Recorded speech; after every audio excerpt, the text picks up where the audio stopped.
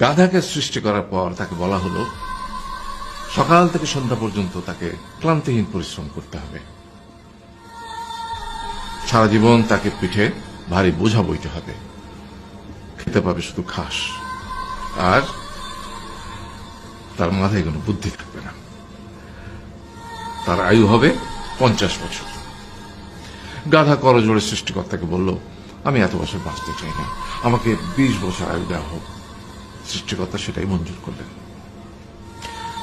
কুকুরকে যখন সৃষ্টি করা হলো তখন তাকে বলা হলো যে সে হবে মানুষের সবচেয়ে বড় বন্ধু, কিন্তু সে খাবে মানুষের উচ্ছিষ্ট, এবং তার আয়ু হবে 30 বছর।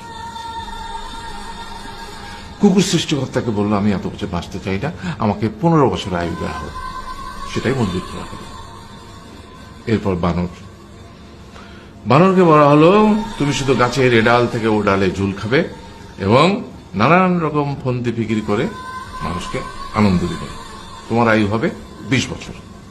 বানর বলল, আমি 20 বছর বাঁচতে চাই না, আমাকে 10 বছর দেওয়া হোক। সেটাই মঞ্জুর করা হলো। এবার এলো পুরুষ মানুষের পালা।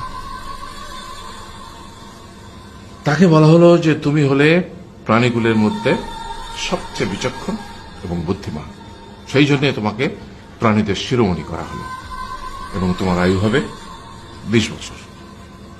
তখন পুরুষ মানুষ বলল, করজোড়ে বলল সৃষ্টিকর্তাকে যে 20 বছর আয়ু অত্যন্ত কম, হে প্রভু, আমাকে ওই গাধার সে যে 30 বছর আয়ু চায়নি সেটা আমাকে দেয়া হোক, ওই যে কুকুর 15 বছর ফিরিয়ে দিয়েছিল সেটাও আমাকে দেয়া হোক, আর যে বানর 10 বছর নেয়নি সেটাও আমাকে দেয়া হোক। 20 বছর অত্যন্ত কম, আমি দীর্ঘদিন বাঁচতে চাই। সৃষ্টিকর্তা সেটাও মঞ্জুর করলেন। তারপর কি হলো? সেই থেকে ছেলেরা পুরুষ মানুষ হিসেবে বাঁচে 20 বছর, তারপরের 30 বছর সংসারের বোঝা পিঠে করে বয়ে বেড়ায়, সেটা কার মতো? গাধার মতো।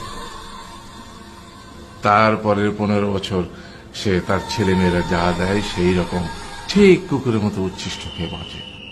আর তারপরে বৃদ্ধ বয়সে ঠিক বানরের মতো, যেমন গাছের এডাল থেকে ওডাল ঝুল খায় বানর, তেমনি এই ছেলের বাড়ি থেকে ওই ছেলের বাড়ি, আর নানান রকম ফন্দি ফিকির করে তার নাতি নাতনিদের আনন্দ দেওয়ার চেষ্টা করে।